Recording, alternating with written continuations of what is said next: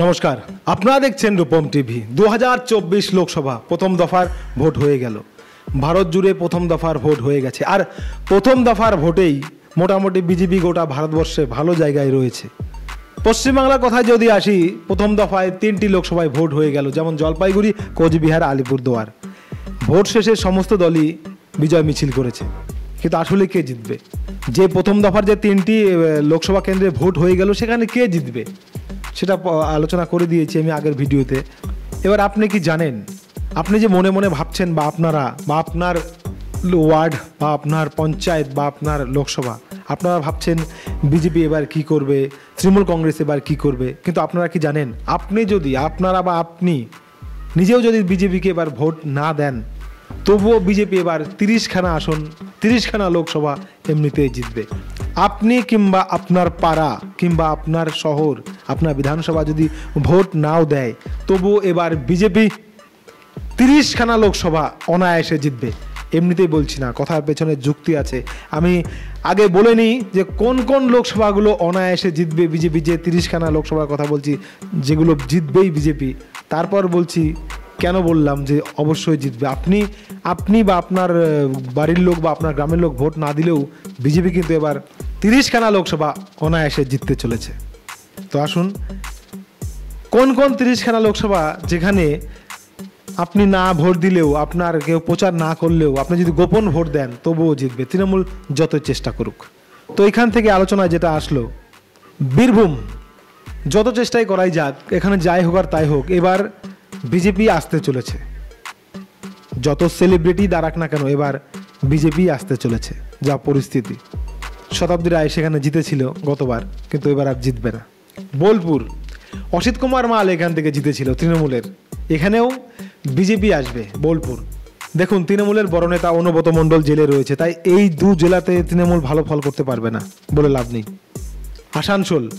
আসানসোলে যত নাটকই ঘটুক, অবশেষে বিজেপি জিতবে এখান থেকে। বর্ধমান, দুর্গাপুর, SS আলুওয়ালিয়া ছিল, এখন দিলীপ ঘোষ এসে দাঁড়িয়েছে, তাই কোনো কথা নেই, এখানে দিলীপ ঘোষই জিতবেন, বিজেপি জিতবে। বর্ধমান পূর্বতেও একই অবস্থা, এটাও মনে হচ্ছে বিজেপি জিতবে। বিষ্ণুপুর, সুজাতা মণ্ডল, সৌমিত্র খাঁর মধ্যে চরম দ্বন্দ্ব হচ্ছে, বিষ্ণুপুর বিজেপি জিতবে। বাঁকুড়া, বিজেপি জেতার সম্ভাবনা 100% তৈরি হয়েছে, জিতবেও। পুরুলিয়া, বিজেপি ছাড়া আর কেউ জিততে পারবে না এখানে। মেদিনীপুর, দিলীপ ঘোষ এখান থেকে সরে গিয়েছেন, অগ্নিমিত্রা পাল জিতবে। ঝাড়গ্রাম, বিজেপি জিতবে এখান থেকে। ঘাটাল, দেবের এবার খুব খারাপ সময় যাচ্ছে, হিরণ হয়তো প্রথমবারের জন্য সাংসদ হবে ঘাটাল থেকে, বিজেপির প্রার্থী।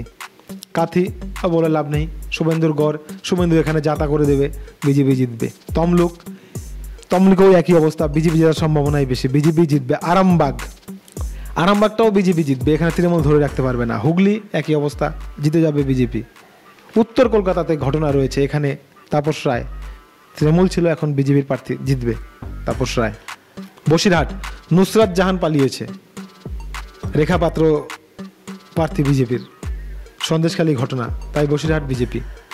দমদম, বিজেপি আসছে দমদমে। Barrackpore, BJP.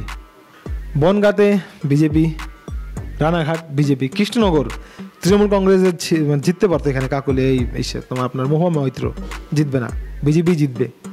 Malda Dakshin, Malda Uttar, BJP. Balurghat, BJP. Raiganj, BJP. Darjeeling, BJP. Jalpaiguri, Alipurduar, Coochbehar, BJP. তো এই যে 30টি আসনের কথা বললাম, এই 30টি আসন বিজেপি জিতবে। মানে আপনি ভোট না দিলেও, আপনি হয়তো ভাবছেন আমি দিব না, আমার গ্রাম লোক দেবে না, হয়তো বিজেপি জিতবে না, তা কিন্তু নয়। এবার সার্বিক ভোট হচ্ছে, মোদির ভোট হচ্ছে, বিজেপি আপনি ভোট না দিলেও 30টি আসন জিতবেই। এই 30টি আসন দেখুন, এগুলো বলছে শুভেন্দু অধিকারী বলছে 30টি আসন জিতবেই বিজেপি। 35টি টার্গেট করা হয়েছে, তবে 30টি আসন জিতবেই। তো যেটা বললাম, এটা আমার সমীক্ষা নয়, এটা শুভেন্দুরা, মানে বাংলার বিজেপি বলছে, শুভেন্দু বিশেষ করে বলছে এই 30টি আসন বিজেপি জিতবেই। যদি আপনি ভোট নাও করেন, যদি ভাবছেন আমি ভোট দেবো না, আমার লোক ভোট দেবে না, আটকাচ্ছে, তৃণমূল কংগ্রেস ভোট দিতে দিচ্ছে না, বা এরকম ভয় পাচ্ছেন, বা দেবেন না, আপনার গ্রামের লোকই দেবে না, আপনার লোকসভা বা বিধানসভা জিতবে না, তবুও বিজেপি এই 30টি আসন জিতবেই, আশাবাদী শুভেন্দুরা। খবর ভালো লাগলে সাবস্ক্রাইব লাইক শেয়ার করবেন। জয় হিন্দ।